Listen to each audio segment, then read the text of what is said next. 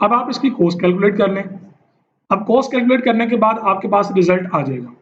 So 3n/2 minus 2 number of comparisons required applying the divide and conquer algorithm on n elements या items, तो ये आपके पास 3n/2 minus 2 पे आता है, तो ये तकरीबन n पे थीटा n पे चला जाएगा। आप इसको मिनिमाइज करेंगे तो ये चला जाएगा।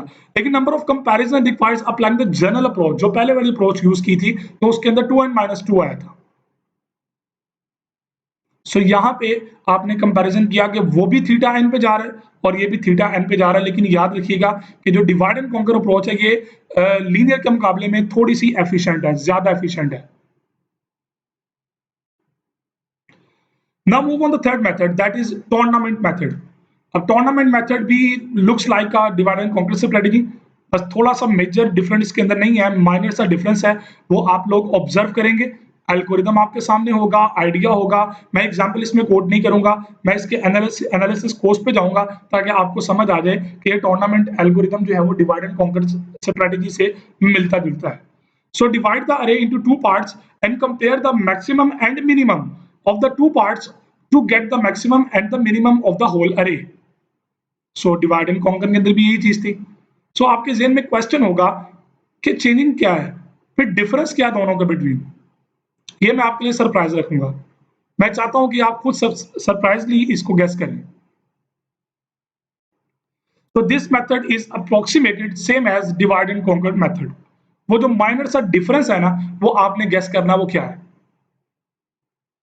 So you can compare both algorithms to understand the difference between both methods.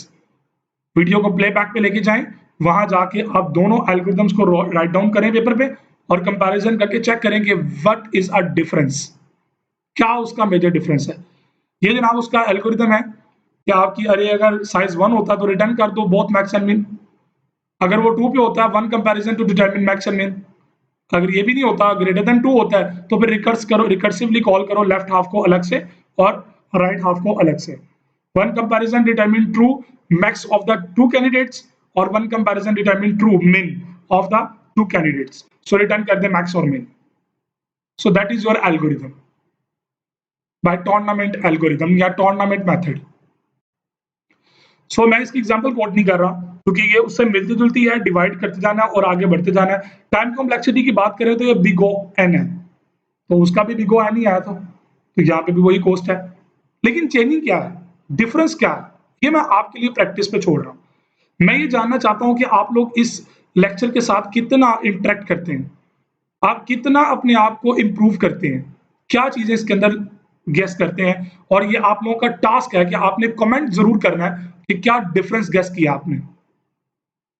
मैं इसके लिए आपको क्लासरूम में भी नहीं कहूंगा, जो आउटसाइड द क्लास यूजर हैं मैं उनसे भी रिक्वेस्ट करूंगा कि आप लोग अपने तौर पे जब इसको अंडरस्टैंड कर रहे हैं, इतनी एफर्ट आप कर रहे हैं, लर्निंग कर रहे हैं, तो फिर इतना सा टास्क भी आप कंप्लीट करें, कमेंट करें नीचे वीडियो के, आप बताएं कि वो डिफरेंस क्या है इनके between. So total number of comparisons, let number of comparison be T of n. So T of n होने के बाद क्या हो जाएगा, फ्लोर मैंने क्यों किया ताकि सील कर दिया ताकि वो डिवाइड इशारिया वाली वैल्यूज को कंसीडर ना करे। सो Tn/2 plus Tn/2 plus 2 equation वही है जो डिवाइड एंड कॉन्कर की थी। सो T of 2 के लिए 1 रिटर्न करेगा और T of 1 के लिए 0 रिटर्न करेगा, और T of 2 के लिए इक्वेशन आपके सामने वही है जो हमने डिवाइड एंड कॉन्कर से सॉल्व की है, सेम एज अबव मेथड, कोई चेंजिंग इसके अंदर नहीं है। अब आपका टास्क है कि आपने इसको ऑब्जर्व करना है, वो डिफरेंस फाइंड करना है और कमेंट में जरूर बताना है मुझे कि इसका डिफरेंस क्या है। एक माइनर सा डिफरेंस इन दोनों मेथड्स के अंदर है।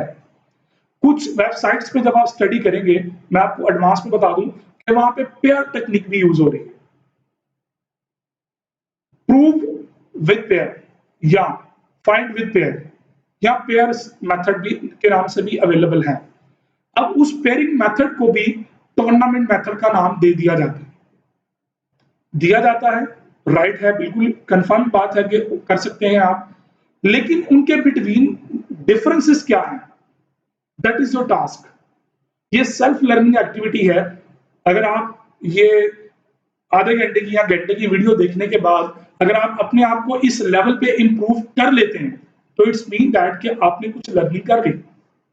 रियल लाइफ के अंदर जब आप मूव करते हैं ना, तो ऐसी बहुत सारी प्रॉब्लम्स हैं जहां पे आप रियल टाइम में इन चीजों को यूज कर रहे होते हैं, लेकिन चूंकि आपकी सब्जेक्ट ग्रिप नहीं होती, आप इक्वेशंस को हैंडल करना अच्छे तरीके से नहीं जान रहे होते, तो शायद आपको लग रहा होता है कि यार इसके अंदर हमारी क्या इक्वेशन यूज हो रही है।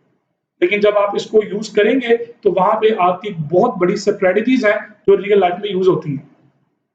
मैं यहाँ पे एडवांस आपको ये भी बताता चलूं कि मैथमेटिक्स के अंदर कैलकुलस का जो सब्जेक्ट है, कैलकुलस के सब्जेक्ट के अंदर ये मिन मैक्स प्रॉब्लम की बहुत बड़ी इन्वॉल्वमेंट है।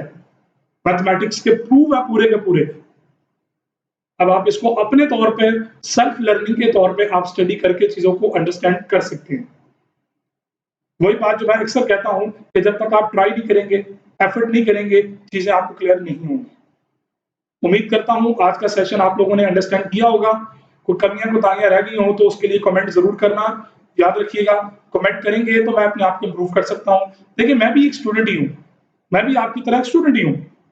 मैं भी सीखता हूं, स्टडी करता हूं, सर्च आउट करता हूं और काफी सारी वेबसाइट्स और बुक्स में से कंक्लूड करके आप लोगों के लिए इजीनेस प्रोवाइड करता हूं। इजी मेथड के थ्रू आपको एक्सप्लेन करता हूं चीजें।